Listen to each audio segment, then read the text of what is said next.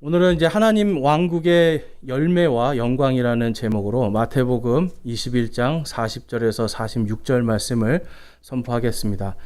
자, 이제 우리가 지난주까지 이제 봤던 말씀들 계속 이제 연결돼서 가고 있어요. 그래서 제가 지난주에 말씀드린 것처럼 정말 하나님의 권위가 어디서, 또한 이 예수 그리스도의 권위가 어디서 오는가, 또 하나님의 말씀의 권위가 어디서 오는가, 우리가 이제 지난주에 살펴보았습니다. 여러분, 예수 그리스도의 권위가 어디서 온다고 제가 지난주에 말씀드렸어요. 자, 기억 안 나시죠? 하나님의 말씀에서 오고, 또한 이 하나님의 말씀은 어디서 옵니까? 바로 하나님 아버지께로부터 오고. 그래서 여러분, 이 복음은요, 우리가 이 복음은 들음을 통해서 오고요, 이 들음은 하나님의 말씀을 통해서 오는 겁니다. 그리고 그 말씀은 하나님께서 하늘에서 내려주시는 바로 이 성령님을 통해서 오는데요, 바로 그 말씀을 저와 여러분이 다 받은 사람들입니다. 아멘이십니까, 여러분? 저와 여러분이 이 말씀의 권위가 지금 저와 여러분 안에 다 있어요. 지난 한 주간 동안 말씀의 권위로 사셨습니까, 여러분? 네. 말씀의 권위, 하나님의 말씀이 내 안에 성취가 되도록 여러분, 그것을 기도하면서 사셨습니까? 우리가 성경 말씀 듣고 설교 듣고 거기서는 아멘 하는데 돌아서서 가면 말씀의 권위가 어디론가 다 사라져 버려요. 여러분, 이 말씀의 권위에 대해서, 그래서 이 예수님도 이 제자들을 보면서 사실 안타까우셨을 거예요. 이렇게 다 보여주는데도 계속 이 사람들은요, 제자들도 예수님 부활을 보기 전까지는 계속 머릿속에 자기들이 믿고 싶은 것만 믿고 있었습니다. 그래서 여러분, 우리가 이 제자들을 통해서도 알 수 있는 게 우리 모습이 그렇구나. 하나님의 말씀의 권위가 아니라 내가 믿고 싶은 것, 내가 원하는 대로만 자꾸 살려고 하는 우리의 연약한 모습들. 여러분, 이러한 것들을 우리가 이제 살펴보면서, 또한 이제 오늘 말씀 속에서 우리 지난주에도 봤듯이 하나님의 말씀을 안다고 하는 사람들, 성경을 안다고 하는 사람들이 더 예수 그리스도의 권위를 무시했습니다. 예수님을 십자가에 못 박은 사람들이 여러분 하나님의 말씀을 모르는 사람들이에요? 아는 사람들이에요? 아는 사람이었어요. 오히려 빌라도는 하나님의 말씀을 모르는데도 예수님을 딱 신문해보고 이 사람은 죄가 없어. 내가 죄가 없어서 이 사람을 심판하지 못하겠어. 그랬는데 성경을 안다고 하는 제사장들, 바리새인들, 사두개인들, 이런 사람들이 예수님을 향해서 십자가에 못 박으시오, 십자가에 못 박으시오, 이 일을 하는 겁니다. 그래서 여러분, 이 하나님의 말씀의 권위, 바로 이 하나님의 기록된 말씀을 우리가 믿는 이 권위를 어떻게 갖고 있느냐에 따라서 정말 사람을 살릴 수도 있고 사람을 죽일 수도 있는 겁니다. 여러분, 이게 심각한 문제예요. 그래서 이 하나님의 말씀에 대해서 우리가 좀 깊이 있게 생각해 봐야 되는데요. 특별히 하나님의 말씀이 바로 이 하늘에서 온 권위고 그 권위가 나에게 임해졌다라고 하는 이 사실을 여러분들이 깊이 묵상하시기 바랍니다. 성경에 보니까 신이라 불린 사나이가 있어요. 여러분, 신이라 불린 사나이가 성경에 나오는데 누군지 아십니까? 그 사람이 바로 모세예요, 모세. 모세는요, 성경에서 보니까 신이라 불리는 사람이었어요. 자, 모세는 어떤 사람이었습니까, 여러분? 모세. 원래는 여러분, 이 모세는 이스라엘의 레위 지파의 한 아이로 태어나는데, 당시에 이 이스라엘 사람들이 너무 강성해지고 그 사람들 힘이 세지니까 이집트의 파라오가 불안했던 거예요. 이들이 더 커지게 놔주면 안 되겠다. 그래서 어떤 일을 합니까? 엄청 힘든 노동일을 시킵니다. 노동일을 시켰는데 이스라엘 사람들이 더 건강해지는 거예요. 그래가지고 애를 더 많이 낳아요. 그러니까 숫자가 더 늘어나니까 와, 이거 큰일 났다 해서 어떤 일을 해요? 아들들이 태어나면 다 죽여라. 근데 이것도 실패하죠. 산파들을 보내서 몰래 죽여라 그랬어요. 그런데 산파들이 하나님을 두려워하니까 일부러 사내 아이들이 나도 일부러 늦게 간 척 해가지고 거짓말을 해서 아이들을 살려줍니다. 그랬더니 이제 파라오가 화가 나니까 그냥 무조건 다 공개적으로 다 죽여라. 이런 일이 벌어진 거예요. 그러니까 이제 하나님께서 이 모세의 부모에게 지혜를 주셔서 이 아이를 잘 숨겨놨다가 이 파라오의 딸, 당시에 이 파라오의 딸이 여러분 이제 역사상으로 보니까 이집트에서 아주 강력한 여왕 중에 한 명이었어요. 이 하셉수트라고 하는 여왕인데, 아무튼 그 딸이 목욕하는 곳에 이 모세를 광주리를 거기다 놔서 거기서 살려주잖아요. 그래서 여러분, 모세는요 40년 동안 이 강력한 여왕이었던 엄마의 이 보호 속에서 자라납니다. 그럼 40년 동안 무슨 권세로 살았어요? 엄마의 권세로 살았어요. 예, 이 모세는요, 40년 동안 이집트 왕가의, 그것도 가장 강력했던 여왕인 엄마의 권세로 살았어요. 그런데 40세가 되던 해에 엄마가 돌아가십니다. 모세를 지켜줄 사람이 없었죠. 근데 때마침 그때 모세가 이스라엘 사람들이 일하는 데 보러 갔다가 이집트 사람들이 자기 민족을 학대하는 걸 보고 그 사람을 때려서 살인을 하는 거예요. 그러니까 여러분, 보호해 줄 사람이 없으니까 이제 어떻게 되는 거예요? 자기가 이제 죽게 생겼거든요. 그래서 멀리 아라비아로 도망갑니다. 그래서 그 미디안 땅에 가서 미디안에 있는 이 이드로라는 사람 밑에서 이제 거기서 대릴 사유로 들어가서 살고 있었어요. 그리고 나서 40년 동안 이 사람이 한 일이 뭘까요? 전에는 엄마의 품 속에 있다가 이제 엄마의 품을 벗어나니까 이 사람이 40년 동안 한 일은 양 똥 치우는 일, 양 밥 주는 일, 양 털 깎는 일, 가축들 먹이는 일, 온갖 허드렛 일만 다 하는 거예요. 나이 80세가 됐을 때 그가 호렙산에 가서 양을 칠 때 하나님께서 그를 부릅니다. 여러분, 80세입니다. 80세. 이 중에 80세 계십니까? 안 계시죠? 80세, 여러분, 당시에도 사람들이 좀 오래 살았다 해도 80세면 많이 늙은, 몸이 완전히 쇠할 대로 쇠할 수 있는 상태인데 하나님이 모세를 불러요. 그래서 네 민족, 너의 민족, 그리고 내 백성인 이스라엘 백성들을 이집트에서 이제 구원해내라 라고 명령을 합니다. 그랬더니 모세가 뭐라고 그래요? 저는 입이 둔해서 말을 못하는 사람입니다. 저는 할 수 없습니다. 이 사람은요, 이미 모든 자신의 자신감이 다 떨어져 있는 상태였어요. 그랬더니 하나님께서 뭐라고 그래요? 하나님께서 네 형 아론이 있으니까 아론을 통해서 말하면 된다. 그런데도 뭐라고 그럽니까? 할 수가 없습니다. 계속 얘기합니다. 그러더니 또 이제 모세가 이렇게 합니다. 그러면 제가 누구의 이름으로 그들에게 가야 됩니까? 그랬더니 하나님께서 이 출애굽기 4장 14절과 15절에 다음과 같이 말씀하세요.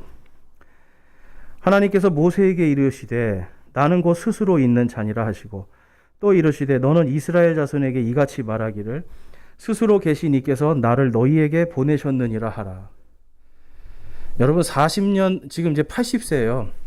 어쨌든 이제 이집트를 떠나온 지 그가 아무리 왕족이었어도 40년이 지나면 그를 알아보는 사람이 있을까요? 없을까요? 없어요. 그의 민족 중에도 그 사람을 알아보는 사람이 있을까요? 없을까요? 몇 명 안 남았을 거예요. 그러니까 뭔가 다시 보내주려면 좀 더 하나님께서 더 좀 화려한 걸로 뭔가 좀 이렇게 대단한 능력으로 보내주셔야 하는데 뭘 주시는 거예요? 그에게 이름을 주세요. 너는 내 이름으로 가라 그래요.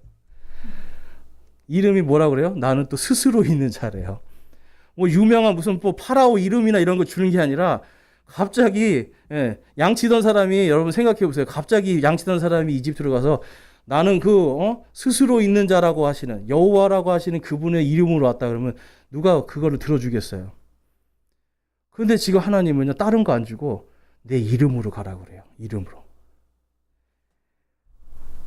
15절 말씀에 이럽니다. 하나님께서 또 모세에게 이르시되 너는 이스라엘 자손에게 이같이 말하기를 너희 조상들의 주 하나님 곧 아브라함의 하나님 이삭의 하나님 야곱의 하나님이 나를 너희에게 보내셨느니라 하라. 이것은 영원토록 나의 이름이요 이것은 모든 세대에 이르는 나의 기념물이니라. 아멘. 그런데 놀라운 거는 이 모세가요, 그렇게 자신이 없던 사람이 갑자기 하나님께서 여기서 나는 너희 조상 아브라함의 하나님 이삭의 하나님 야곱의 하나님이다. 내 이름은 영원한 이름이다. 딱 이 이야기를 듣자마자 이 이름에 순종해 버립니다. 여러분, 모세가 다른 게 아니라 하나님이 이름만 주셨잖아요. 근데 이 이름에 순종하고 이름으로 가는 거예요. 아무것도 없죠. 근데 가지고 간 건 딱 뭐예요? 양치던 지팡이 하나 짚고 가는 거예요. 양치던 지팡이. 그걸 가지고 이스라엘 땅으로 들어갑니다. 근데 여러분, 여기서 우리가 알아야 되는 게 모세가 그러면 어떻게 갈 수 있었을까? 모세가 결국 그냥 하나님께 받은 건 이 이름 하나인데 이 이름 하나 가지고 어떻게 당시에 가장 강력했던 왕국인 이집트, 그 이집트의 파라오라고 하는 가장 강력한 왕에게 갈 수 있었을까? 그것도 다른 게 아니잖아요.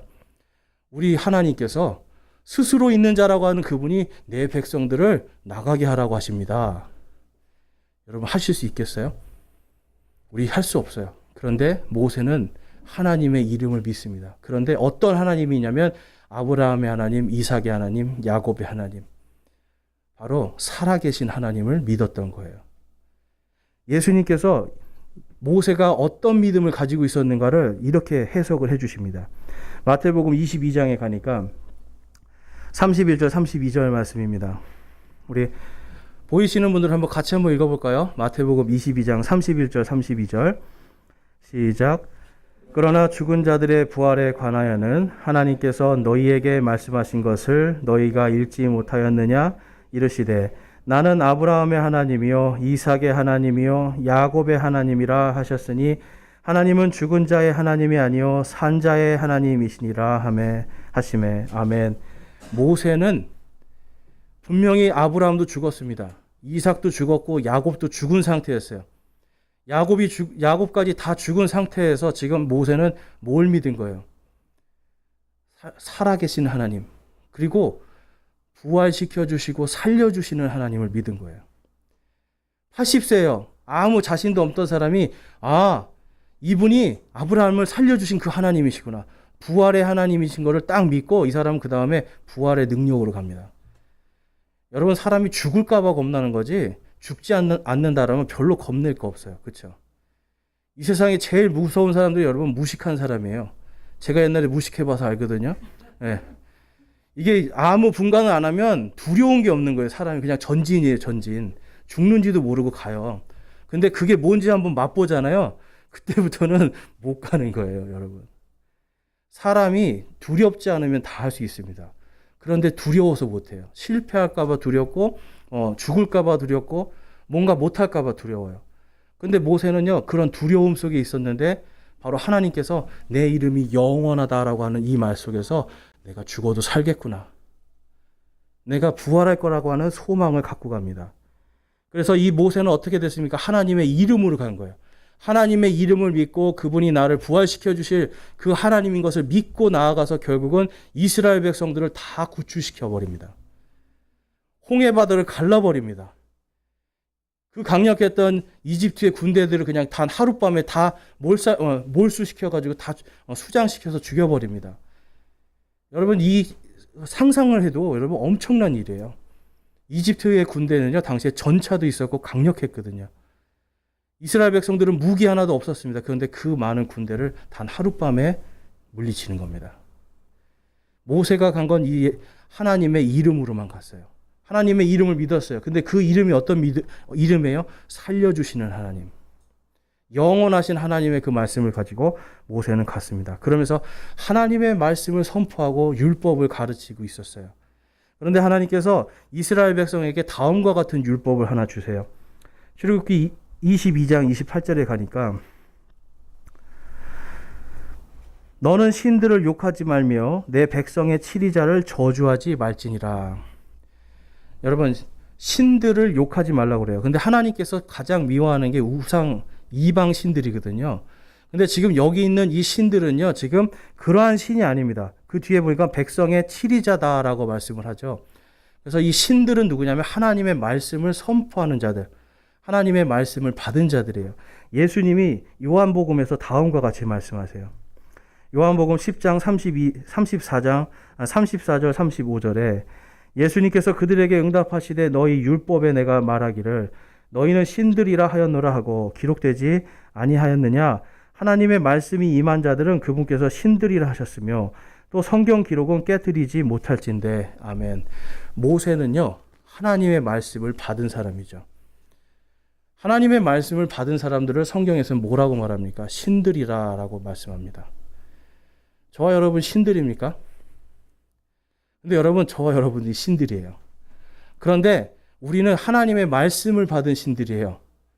근데 하나님의 말씀을 받은 신들이라는 이 뜻에 대해서 다음과 같이 요한복음에서 또 이렇게 해석이 돼 있어요. 자, 요한복음 1장 12절 13절 말씀 같이 한번 읽어보겠습니다. 시작. 그분을 받아들인 자, 곧 그분의 이름을 믿는 자들에게는 다 하나님의 아들이 되는 권능을 그분께서 주셨으니 이들은 혈통으로나 육신의 뜻으로나 사람의 뜻으로 나지 아니하고 오직 하나님에게서 태어난 자들이니라. 아멘. 저와 여러분이 뭐라고요, 여러분? 하나님의 아들. 하나님의 자녀들이에요.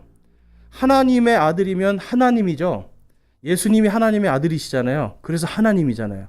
근데 저희들이 그분을 받아들임을 통해서, 그분의 말씀을 받아들임을 통해서 우리가 또 뭐가 된대요? 하나님의 아들이 되는 권능을 주시는 거예요. 성경에 말하는 이 신이라 불리는 그 하나님의 말씀을 받은 자가 신이다라고 하는 것은 다른 것이 아니라 하나님의 자녀가 됐다는 뜻이에요. 저와 여러분 하나님의 자녀 맞습니까? 하나님의 그러면 신들 맞습니까? 네. 이 신이라는 말이 여러분 좀 거슬리시죠? 근데 그냥 다른 게 아니라 내가 주님의 자녀가 됐구나. 여러분 이게 엄청난 은혜예요. 저와 여러분이 여러분 모세가 뭘 믿었어요? 하나님의 이름을 믿었어요. 근데 그 하나님의 이름은 영원한 표적이래요. 살려주시는 하나님의 이름을 믿음으로 그가 살았습니다. 저와 여러분은 살려주시는 예수 그리스도의 이름을 믿음으로 이제 우리가 산 거예요. 여러분 주님을 믿고 지금 이 자리에 앉았다는 건 내가 살았다는 뜻이에요. 나 이제 살았다. 여러분 죽지 않습니다. 성경에서 저와 여러분이 다 부활할 것을 예수님이 약속하셨잖아요. 죽지 않는데 뭐가 두려워요? 부활할 건데 여러분 우리가 왜 세상을 두려워하고 세상 일들 때문에 근심 걱정하면서 두려움 속에서 내가 잘못될까 봐 두려워하는 왜 이러한 두려움으로 살아갑니까? 여러분 그 두려움을 가지는 순간 우리에게 뭐가 빠져나가는 거냐면 하나님의 아들의 권능이 없어지는 거예요. 하나님의 말씀을 받았는데 이 말씀을 받은 자들로서 말씀을 받은 주님의 권능이 사라져 버리는 겁니다. 그래서 여러분 제가 계속 말씀드리는 게 하나님의 말씀이 내 안에서 성취되는 그 삶을 사시라는 거예요. 내가 할 수 있는 이 말씀 속에서 내가 할 수 있는 하나님의 말씀을 뭘 성취를 해드릴까? 이러한 것들을 우리가 고민하면서 하나님의 말씀대로 사는 것이 가장 중요한 겁니다. 근데 오늘 말씀에 보니까 이 하나님의 말씀을 아는데도 하나님의 말씀을 무시했던 사람들의 이야기가 나옵니다. 자, 오늘 본문 말씀 40절에 보니까 그런즉 포도원 주인이 오면 그 농부들에게 어떻게 하겠느냐 하시니 그들이 그분께 이르되 그가 그 사악한 자들을 무참히 멸하고 자기 포도원은 제때에 자기에게 열매를 바칠 다른 농부들에게 세 주리라 하매. 이 말씀 앞에는 어떤 일들이 있었냐면요. 예수님께서 이 포도원의 비유를 유대교의 종교 지도자들한테 이야기하는 거예요. 그래서 포도원의 비유가 뭐였냐면 어떤 포도원 주인이요. 이제 포도원을 농부들에게 세를 주고 먼 나라로 떠납니다. 그러니까 이 농부들이 열심히 이제 일을 해서 수확대가 딱 된 거예요. 그러니까 이제 이 포도원 주인이 자기의 종들을 보내요. 그래서 세를 줬으니까 당연히 일부는 주인이 가져가야 되는 거잖아요. 그래서 내가 세를 줬으니 내가 세 준 것에 대한 몫을 달라라고 해서 종들을 보냅니다. 그랬더니 이 농부들이요. 내가 그동안 열심히 일했는데 내 걸 가져가려고 하네. 그래서 종들을 죽입니다. 그래서 주인이 이것 봐라. 그래서 더 많은 종들을 보냅니다. 그랬더니 또 똑같이 그 종들을 죽이는 거예요. 이 농부들이 뭔가 탐내고 있는 거죠. 자기가 농사진 건 맞는데 땅 주인은 누구예요? 따로 있잖아요. 그래서 주인에게 드려야 될 몫을 더 그것까지 갖고 싶어서 탐욕을 부리는 겁니다. 그래서 주인이 아들을 보내요. 내 아들을 보내면 그 권위에 이 사람들이 그래도 거기에는 순종할 것이다. 그래서 아들을 보냅니다. 그랬더니 이 사람들이 어떻게 했어요, 여러분? 옳거니 잘 됐구나. 아들을 죽이면 이제 상속자도 없어지고 이거 다 우리 거구나. 그래서 아들을 밖에 던지고 죽여버립니다. 그리고 나서 예수님이 이 질문하신 거예요. 그런즉 포도원 주인이 오면 농부에게 어떻게 해야 되겠냐? 그랬더니 이 유대교의 종교 지도자들이 그 말 하는 거예요. 그 사악한 농부들을 무참히 죽이고 포도원에 제때에 주인에게 잘 바칠 수 있는 다른 농부들에게 주십시오. 맞는 말이죠. 근데 여러분 이게 지금 누구에게 하는 말이에요? 유대교의 그 종교 지도자들한테 하는 말이거든요. 그들은요, 여러분 다른 것이 아니라 지금 하나님에게서 온 그 권위. 아까 그 종들은요, 뭘 비유하는 거냐면 하나님의 대언자들을 이야기하는 거예요. 그리고 그 아들은 누구입니까? 바로 예수님 자신을 이야기하는 거예요. 그런데 이 사람들은 결국은 어떻게 해요? 하나님의 말씀의 권위를 무시하는 거예요. 하나님의 말씀도 필요 없어. 우리 하나님도 필요 없어. 우리가 갖고 있는 이 종교 권력을 우리는 유지해야 돼. 라고 하는 이 탐욕에 들어갑니다. 이것을 뺏길까봐 두려워하는 겁니다, 여러분. 계속해서 이 사람들은 예수님이 자기들의 종교 권력을 뺏을까봐 두려워하는 거예요. 지난주에 봤더니 성경 가르치니까 성경 가르치는 걸 두려워가지고 막 공격을 하잖아요. 그러니까 이 유대인들은요, 바로 이러한 것들 때문에 자신들이 지금 하나님에게 받은 어떻게 보면 하나님께 받은 이 직분을 가지고 이것을 나의 권능, 나의 권위로 딱 만들어서 욕심을 부리고 있는 거예요. 결국은 여러분, 이 사람들은 어떻게 됩니까, 여러분? 자기들이 말한 대로 되는 거예요. 자기들이 말한 대로 됩니다. 자, 42절에 보니까 그래서 예수님께서 이렇게 대답을 하세요. 예수님께서 그들에게 이르시되 너희가 성경 기록들에서 건축자들이 버린 돌, 바로 그 돌이 모퉁이의 머릿돌이 되었나니 이것은 주께서 행하신 것이요 우리 눈에 놀랍다 한 말씀을 결코 읽어본 적이 없느냐. 그러므로 내가 너희에게 이르노니 아버지께서 너희로부터 하나님의 왕국을 빼앗아 왕국의 열매를 맺는 민족에게 주시리라. 아멘. 이 말씀이 뭐냐면 하나님께서 이 이스라엘 백성들에게 하나님의 왕국을 약속하셨어요. 그런데 이들이 그 왕국의 열매를 맺지 못하는 거예요. 하나님의 말씀을 잘 듣고 그 말씀의 권위에 순종하고 말씀대로 살아야 되는데 이 말씀을 이용해서 내 유익으로 삼았던 거예요. 말씀을 뭔가 좀 해서 복을 받아볼까? 이 말씀을 좀 해가지고 내가 뭔가 권력을 잡아볼까? 말씀을 많이 공부해서 내가 권력을 잡아볼까? 이러한 일들을 이제 하니까 거기서 그들 안에 뭐가 안 나타나는 거예요? 하나님의 왕국의 열매가 없는 겁니다. 하나님의 영광도 없는 거예요. 그냥 종교 생활만 하는 거예요. 종교 생활. 그러니까 예수님께서 뭐라고 말씀하시는 거예요? 너희에게 그 하나님의 왕국을 뺏어서 하나님의 왕국의 열매를 민족들에게 맺는 민족들에게 주겠다라고 말씀합니다. 결국은 여러분 어떻게 됩니까? 이들이 예수님이 자기들의 이 권력을 뺏어갈까봐 예수님을 십자가에 못 박아버리죠. 마치 건축자가 귀한 돌인데 이 귀한 돌을 자기가 이 귀한 돌을 쓸모없다고 버려버린 것처럼 예수님을 버려버리는 거예요.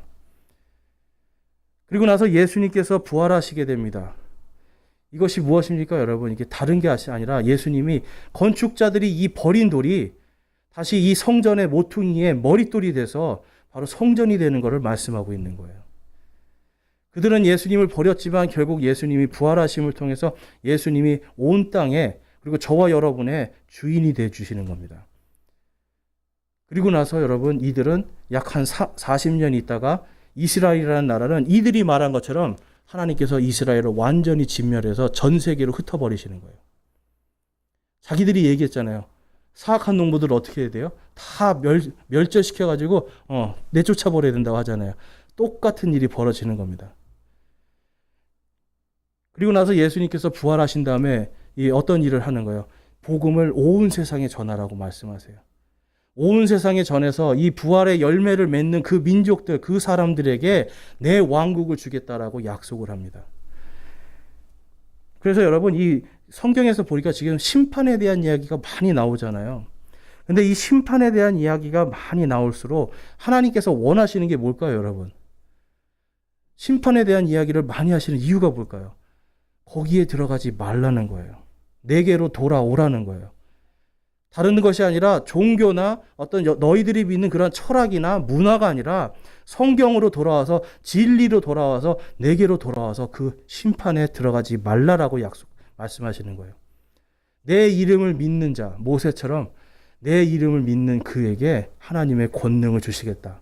예수님이 말씀하신 것처럼 내 이름을 믿는 자에게 하나님의 아들이 되는 권능을 주시겠다. 약속하는 겁니다. 그 권능을 왜 주시는 거예요, 여러분? 심판받지 않게 해주시겠다. 이 약속을 해주는 겁니다. 자, 그래서 그 모든 하나님의 왕국을 이스라엘 백성들에게 뺏어서 그 왕국의 열매를 맺는 민족들에게 주시겠다라고 하는 이 말씀이 이제 고린도전서에 가니까 다음과 같이 말씀합니다. 고린도전서 15장 말씀에 가니까 22절에서 24절 말씀에 보면 아담 안에서 모든 사람이 죽는 것 같이 그리스도 안에서 모든 사람이 살게 되리라. 그러나 각 사람이 자기 차례대로 되리니 먼저는 첫 열매인 그리스도시요 그 다음은 그리스도께서 오실 때에 그분께 속한 사람들이라. 자, 아멘. 여러분, 첫 열매가 누구라고요? 예수 그리스도. 그러면 예수 그리스도를 믿는 그분께 속해 있는 그 사람들이 다 어디에 속해 있는 거예요? 바로 예수 그리스도의 이 첫 열매, 바로 이 부활에 속해 있는 사람들입니다. 하나님의 왕국의 열매를 맺는다는 건 다른 게 아니라 바로 우리 안에 지금 부활하신 예수님의 그 부활이 우리 안에서 날마다 새로워지는 바로 그 사람들, 바로 그 사람들에게 하나님의 왕국을 주시겠다고 약속하고 있는 거예요. 그 다음에 그 부활의 때가 언젠가 24절에 그때의 끝이 오리니 곧 그분께서 모든 치리와 모든 권세와 권능을 물리치시고 왕국을 하나님 곧 아버지께 넘겨드리실 때라. 아멘. 부활의 때가 언제라고 말씀하고 있어요? 여러분, 심판의 때라고 말씀하고 있어요.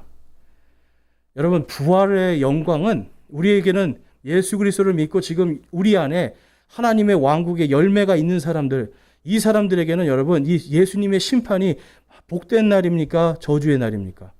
복된 날이에요. 우리가 다 부활해서 그분의 영광 속에 들어가기 때문에. 그렇지만 이 열매를 맺지 못한 사람들, 지금도 예수님을 믿지 않고 있는 저 이스라엘 사람들, 그들에게는 심판의 날이요 저주의 날이 되는 겁니다. 그래서 여러분 44절에 보니까 바로 그 날이 어떤 날인가? 누구든지 이 돌 위에 떨어지는 자는 부서지겠고 누구든지 이 돌이 떨어지면 그를 갈아서 가루로 만들리라 하시니라.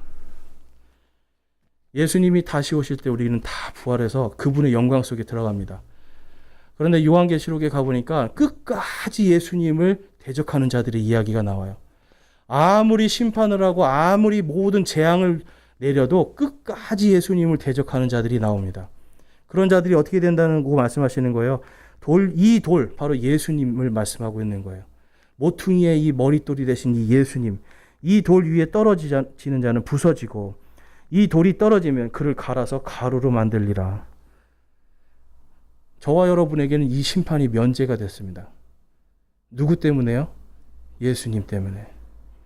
그분이 우리의 모든 죄를 십자가에서 자신의 피로 다 용서할 수 있도록 그분이 우리 대신 피 흘려 죽으심을 통해서 이제는 예수 그리스도의 그 이름을 믿는 그 사람에게는 하나님의 아들이 되는 권능을 주시고 하나님의 이 예수 그리스도의 이 첫 열매인 바로 부활의 첫 열매에 속한 자들로 하나님께서 우리를 삼아주시는 거예요. 그래서 사도 바울도 뭐라고 말씀해요? 나는 날마다 죽노라 그래요. 그런데 내 안에 있는 속사람은, 내 겉사람은 썩어도 내 속사람은 날마다 새로워진다라고 말씀합니다. 자, 여러분, 어제보다 오늘 하루 더 늙으셨죠? 네. 아침에 오늘 오실 때 거울 보시면서 얼굴에 만족하신 분 손 들어보세요. 아무도 안 계시네요. 좀 뭔가 자꾸 이렇게 쭈글쭈글해지죠. 뭔가 이렇게 탄력이 사라지기 시작하고. 그러니까 여러분, 우리는요, 전부 다 우리 겉사람은 썩어져 가는 겁니다. 그런데 예수 그리스도의 그 이름을 믿는 그 사람, 하나님의 아들의 권능을 가진 그 사람, 그 안에 있는 속사람은 어떻게 돼요? 날마다 새로워지는 거예요. 그러니까 여러분, 거울 보면서 기미가 늘었네, 주름이 늘었네, 속상해하지 마세요. 앞으로 그런 게 보이면 어떻게 해야 돼요? 아이고, 내 속사람은 더 새로워지고 있구나 하시면 돼요. 믿으십니까? 네. 자, 우리 한번 따라해 보겠습니다. 겉사람은 썩어도 속사람은 새로워진다. 여러분, 이게 하나님의 아들의 권능입니다. 이게 바로 하나님의 왕국의 열매입니다. 여러분, 세상의 다른 것들은 다 사라져도 우리 안에 있는 예수 그리스도의 이 진리는 결코 변하지 않습니다. 여러분, 내 얼굴이 조금 문제가 생겨도 여러분 속상해하지 마세요. 우리 안에 있는 속사람은 날마다 새로워지는 겁니다. 그래서 여러분, 성경의 이 말씀들은요, 정말 계속해서 우리 안에 지금 오늘 이 모세 이야기도 그렇고요, 또 창세기로 가서 보고 모든 이 성경에 있는 주님의 사람들은요, 전부 다 어떤 사람들이에요? 바로 그분의 이름을 믿는 거예요. 스스로 계신, 나는 스스로 있는 자다라고 하는 바로 그분의 이름을 믿음을 통해서 그 믿음을 가지고 하나님의 자녀들이 되고 겉사람은 늙어가지만 속사람은 새로워지는, 그래서 아브라함의 하나님이요 이삭의 하나님이요 야곱의 하나님이라고 하는 이 이름이 바로 아브라함도 죽었지만 아브라함이 부활할 것에 대한 소망, 그렇죠? 이삭도 죽었지만 이삭이 부활할 것이라고 하는 그 소망, 그것을 들은 이 모세도 내가 그 하나님을 믿음으로 나도 부활할 것이라고 하는 이 소망. 이제 예수님을 통해서 예수님을 믿는 모든 자들도 바로 겉사람은 썩어가지만 속사람은 새로워진다라고 하는 이 구원의 소망, 부활의 소망, 이것이 우리 안에 지금 열매 맺어져 있는 겁니다. 여러분, 이 열매를 통해서 우리가 살아가는 거예요. 그래서 어떤 사람들은요, 그래요. 근데 처음부터 좀 이런 거 안 만들면 안 돼요? 처음부터 이런 지옥도 안 만들고 뭔가 심판도 안 만들고 그냥 처음부터 그냥 하나님 그냥 하나님만 믿도록 이렇게 딱 프로그램 해서 죄 안 짓게 하면 안 될까요? 이런 생각을 하는 사람들이 많이 있어요. 그런데 여러분, 우리가 알아야 될 게 있어요. 처음에 아담과 이브가 죄를 지을 때 하나님이 그들을 배신했습니까? 아담과 이브가 배신을 했습니까? 아담과 이브가 배신했어요. 하나님 자신의 이름도 주시고 하나님이 어떤 분이신지 다 보여주시고 또 거기다가 하나님의 아들의 권능을 주셔서 오늘 아침에 성경 공부 보니까 아담이 뭘 했어요? 동물들의 뭘 지어줬어요? 이름까지 지어주고. 이름을 지어줬다는 건 여러분 그 사람이 주인이라는 소리예요. 하나님의 아들의 권능을 받고 하나님의 권능으로 그 동물들의 이름을 다 지어주는 거예요. 이 모든 권리를 줬음에도 불구하고 아담과 이브는요, 그 하나님의 권위를 무시해서 말씀을 듣지 않으므로 그들이 죄를 짓게 됩니다. 근데 하나님께서 거기서 뭘 약속하시는 거예요? 죄를 짓는 이 선악과를 먹으면 너희들이 정령 죽으리라 하신 이 말씀이 그들 안에 성취가 되는 겁니다. 오늘 이 유대인의 이 종교 지도자들이 그 사악한 농부들을 어찌 해야 되겠느냐 예수님이 물어보시니까 그들을 멸절시키고 그들을 내쫓으십시오 라고 말했잖아요. 그대로 되는 거예요. 하나님은요, 본인이 심판하시겠다고 약속하신 것들은 반드시 심판을 하십니다. 그런데 여러분, 심판이 크면 클수록 뭐가 커지는 거예요? 은혜가 커지는 거예요. 죄가 많은 곳에 은혜가 넘친다라고 하는 말이 뭔지 아세요, 여러분? 내 죄가 너무나 많아서 심판받아 마땅하고 정말 내 죄가 넘쳐나는데 그럼에도 불구하고 내가 예수님의 그 보혈의 피로 용서받았구나. 예수님의 그 보혈의 피로 내가 이제 살았구나. 내가 영원히 벌받아야 되는 존재인데 영원히 복을 누릴 존재가 되었구나라고 하는 이 사실이 은혜가 되는 거예요. 그래서 어떤 분이 제일 전도하기 쉬운 데가 교도소라고 하더라고요. 은혜가 넘친대요. 다 죄인이니까 인정하잖아요, 그 안에서. 근데 여러분, 따지고 보면 우리도 그들과 별 다를 것이 없습니다. 단지 우리가 스스로 죄인인 걸 못 느껴서 지금 은혜가 떨어져요. 그런데 내가 죄인이고 나는 정말 죽을 수밖에 없는 사람이다라고 하는, 하나님의 은혜를 받을 자격이 없는 사람이다라고 하는 이 모든 것을 느낄 때에 하나님의 은혜가 우리 안에 충만해지는 겁니다. 그런데 여러분, 하나님의 왕국의 열매를 그런 자들에게도 주시겠대요. 자, 이 왕국의 열매가 또 뭘 상징하는가 한번 보겠습니다. 고린도전서 15장에 가니까 49절하고 50절인데요. 여러분이 부활에 대해서 알고 싶으신 분들은 고린도전서 15장을 잘 읽어보시면 좋겠습니다. 자, 49절, 50절 말씀 우리 함께 한번 읽어보겠습니다. 시작. 우리가 땅에 속한 그 사람의 형상을 지닌 것 같이 또한 하늘에 속하신 그분의 형상을 지니게 되리라. 형제들아, 이제 내가 이것을 말하노니 살과 피는 하나님의 왕국을 상속받을 수 없으며 또한 썩는 것은 썩지 않는 것을 상속받지 못하느니라. 아멘. 여러분, 이 고린도전서는 누가 썼습니까? 사도 바울이 썼어요.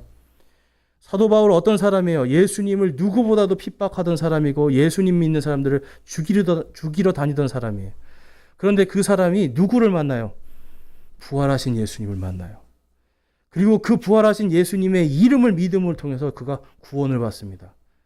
그리고 나서 그 안에 지금 뭐가 들어있는 거예요? 이 사람 안에 부활의 소망과 권능을 깨닫게 되는 거예요. 근데 그게 무엇이라고 말씀해요? 지금 보니까 50절에 살과 피는 하나님의 왕국을 상속받을 수 없으며 라고 말씀해요. 살과 피, 여러분 꼬집어 보세요. 이 살과 피는 절대로 하나님의 왕국을 상속받을 수 없습니다. 왜 그럴까요, 여러분? 생각해 보셨어요? 왜 그럴까요? 상속이라는 건 뭐예요, 여러분? 물려받는 거잖아요. 근데 나중에 우리가 천국에 가요. 만약에 지금 이 몸을 가지고, 근데 이 몸을 어떻게 해요? 결국은 죽잖아요, 썩어서. 날마다 썩어져 가는데 상속받아도 아무 소용이 없어요. 왜냐하면 하나님의 왕국은 영원하니까. 그러면 하나님의 영원하신 이 왕국을 어떤 사람에게 주고 싶으시겠어요? 영원한 몸으로, 영광스러운 부활의 몸으로, 예수 그리스도의 그 몸으로 변화된 그 사람들에게 주시는 거죠. 하나님의 왕국은 부활의 영광과 영원한 몸을 가진 사람만 상속받을 수가 있는 겁니다. 죽지 않는 사람들만 상속받을 수가 있어요. 저와 여러분이 아까 우리가 고백한 것처럼 우리의 겉사람은 썩어도 우리의 속사람은 날마다 새로워지죠. 바로 이 날마다 새로움이 여러분 하나님의 은혜입니다. 우리가 언제 하나님께 왕국 달라고 그랬어요? 하나님 왕국 주세요. 여러분 왕국 주세요 기도해 보셨어요? 우리 이런 기도 안 하잖아요. 그런데 하나님은 우리에게 지금 하나님의 왕국을, 하나님의 왕국의 그 열매, 부활의 열매를 맺은 모든 사람들에게 상속해 주겠다고 약속을 합니다. 지금 여러분과 우리 청년들도 있고 우리 장년들도 있는데 우리가 돈 벌고 뭐 열심히 해서 뭐가 높이 올라간다고 해서 영원한 게 있어요, 여러분? 아무것도 없어요. 다 내려와야 되는 것들이죠. 다 내려놔야 되는 것들이죠. 그런데 그래서 하나님은 그것을 위해서 살지 말라는 거예요. 바로 하나님께 영광 돌리는. 그래서 예수님도 말씀하시죠.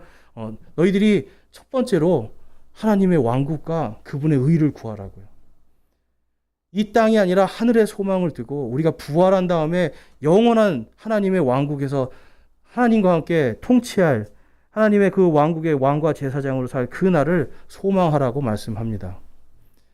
그러면서도 이 땅에 사는 동안은 열심히 살으라고 또 말씀하세요.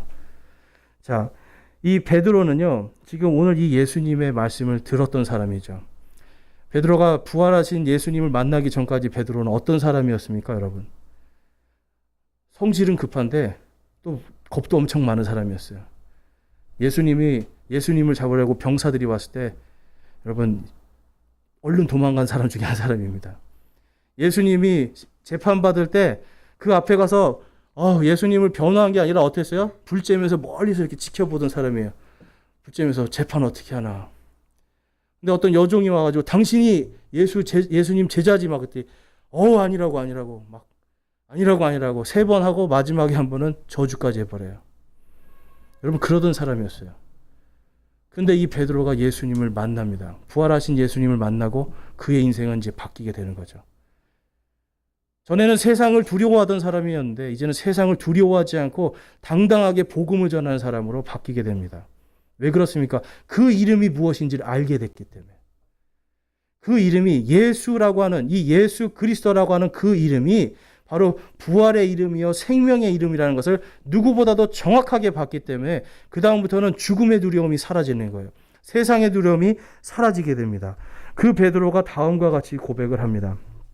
베드로전서 2장 7절에서 9절에 가니까 그러므로 그분께서 믿는 너희들에게는 보배로우시나 불순종하는 자들에게는 건축자들이 거부한 그 돌이 되셨느니라.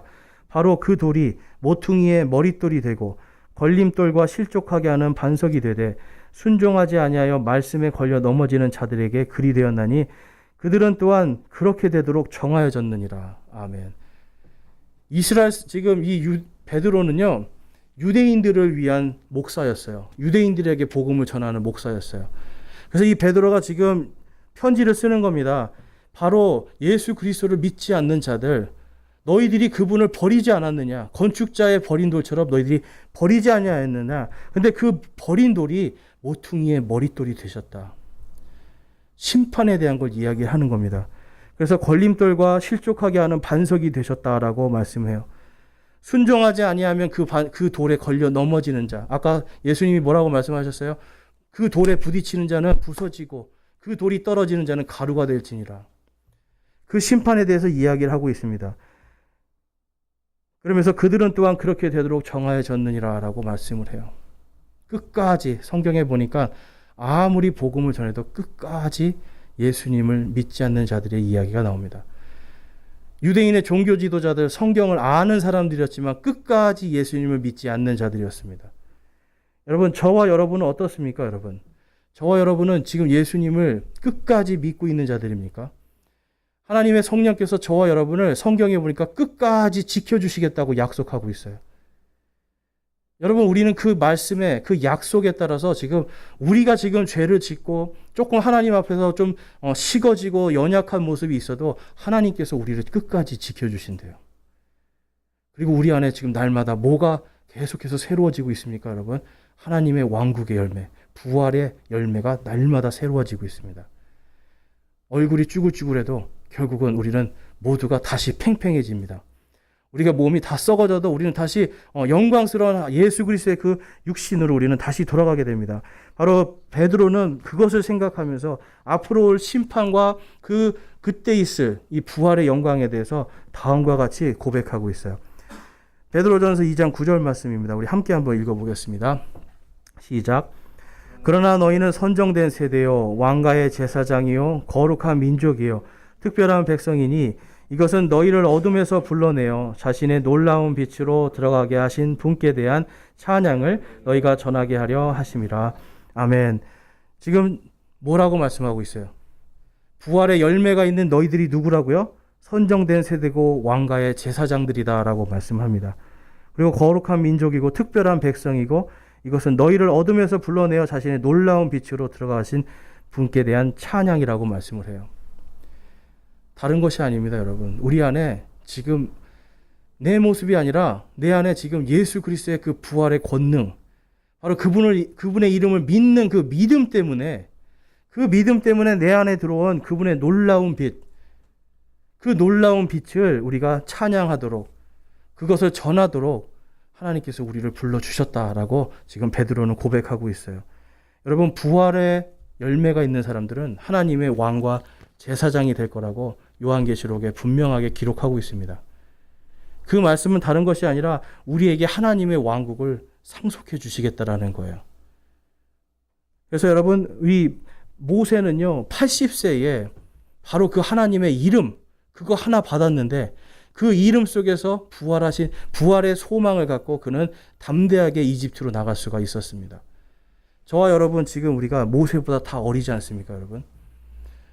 여러분 혹시 여러분 안에 지금 나는 이제 나이가 먹었는데 나는 뭐 교회를 오래 다녔지만 나는 아는 게 없는데 여러분 혹시 이러한 것들 때문에 예수님을 믿는데 자신이 없거나 아니면 예수님을 전하는데 자신이 없습니까? 여러분 그러한 것에서 이제 우리는 나에게 지금 주님께서 바로 부활의 이 빛과 소망을 주셨다라는 거는 이 사실을 여러분 깊이 깨닫고 이제는 우리가 해야 될 것은 바로 그분을 찬양을 하고 그분의 찬양을 전하는 일을 해야 됩니다. 그것을 통해서 여러분 우리가 뭘 맺을 수가 있을까요? 하나님의 왕국의 열매를 맺는 거예요. 이 열매를 나만 갖고 있는 게 아니라 지금 이 옆에 어둠 속에서 지금 죽어가고 있는 속사람도 썩고 겉사람도 썩어가는 바로 이 사람, 그 사람에게 바로 이 복음의 빛을 전해줄 때 그 사람이 그 예수 그리스도의 그 이름을 받아들일 때에 그 사람도 뭐가 되는 겁니까? 하나님의 아들이 되는 겁니다. 그 하나님의 아들이 되는 권능을 통해서 그 한 사람도 하나님의 왕국의 열매가 맺어지는 겁니다. 여러분 이제 우리가 내가 어떤 모습, 나의 모습을 보는 게 아니라 내 안에 계신 이 예수 그리스도의 이 부활의 권능을 바라보기 바랍니다. 나는 썩어져도 내 속사람은 계속 날마다 새로워진다라는 걸 생각하면서 세상을 두려워하거나 내 것이 뭔가 손해볼 거라고 하는 이러한 두려움, 이러한 것에서 이제 벗어나서 우리가 정말 내 주변에 있는 단 한 사람이라도 어둠 속에서 지금 죽어져 가고 있고 썩어져 가고 멸망으로 가고 있는 그 한 사람에게 바로 그 사람에게 하나님의 왕국에 바로 이 부활의 열매를 전해주자라고 하는 이 소망을 갖기를 소망합니다. 그래서 여러분 저와 여러분이 정말 이제 이기적인 그러한 믿음에서 우리가 떠나고 종교적으로 여기 모여서 종교성으로 매일 와서 예배드리고 이러한 것들에서 이제 좀 더 발전시켜서 정말 하나님의 왕국의 열매를 나뿐만 아니라 내 주변에 있는 사람들에게도 풍성하게 열매 맺도록 그것을 결단하고 그것을 소망하기를 원합니다. 마지막으로 우리 말씀 한번 더 읽고 결단하는 시간 갖겠습니다. 베드로전서 2장 9절 말씀 한 번 더 읽겠습니다. 시작. 그러나 너희는 선정된 세대요 왕가의 제사장이요 거룩한 민족이요 특별한 백성이니 이것은 너희를 어둠에서 불러내어 자신의 놀라운 빛으로 들어가게 하신 분께 대한 찬양을 너희가 전하게 하려 하심이라. 아멘. 우리 결단의 시간 갖겠습니다. 여러분, 지금 여러분에게는 하나님의 왕국의 열매가 있습니까? 만약에 여러분이 아멘이라고 하신다면 이제 그 열매를, 그 찬양을, 그 영광을 전하기를 소망합니다. 우리 안에 하나님께서 영광을 주신 그 영광의 빛을 주신 것은 나 혼자 즐기라는 게 아니라 그것으로 다른 사람에게도 바로 이 복음의 빛을 비추라라고 하는 이 명령입니다. 그래서 저와 여러분이 이 시간 함께 결단하기 바랍니다. 주님, 저만 기쁘고 저만 누리는 이 부활의 소망과 기쁨이 아니라, 하나님의 이름이 아니라 모세처럼 주님, 내가 자신도 없고 연약하고 아무것도 없지만 주님의 이름으로 나가는 자가 되게 하여 주시옵소서. 누군가에게 하나님의 왕국의 이 열매를 전달해주고 그에게도 그 빛을 비출 수 있는 정말 등불과 같은 자가 될 수 있도록 하나님 인도하시고, 제가 그렇게 살기를 또한 소망하고 결단합니다라고 이 시간 기도하기 원합니다. 우리 함께 기도하겠습니다.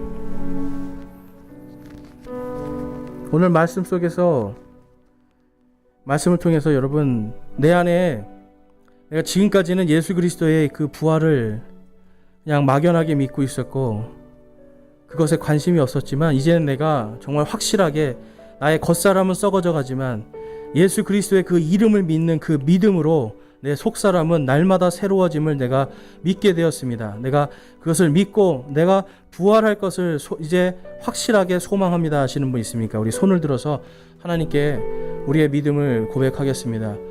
내가 이제는 정말 부활의 확신과 소망으로 사는 그러한 믿음을 갖게 되었습니다 하시는 분들은 손을 들어서 마음을 드리겠습니다.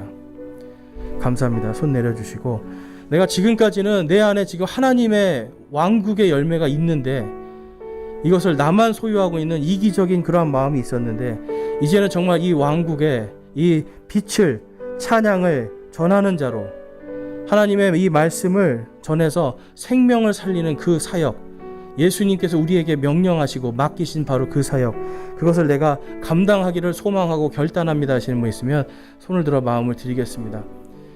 나 혼자만 갖고 있는 빛이 아니라 어둠 속에 있는 사람들에게 빛을 비추는 자로 하나님의 왕국의 열매를 누군가가 또 맺을 수 있게 도와주는 자로 살기를 소망합니다 하시는 분 손을 들어서 마음을 드리겠습니다. 감사합니다. 손 내려주시고요.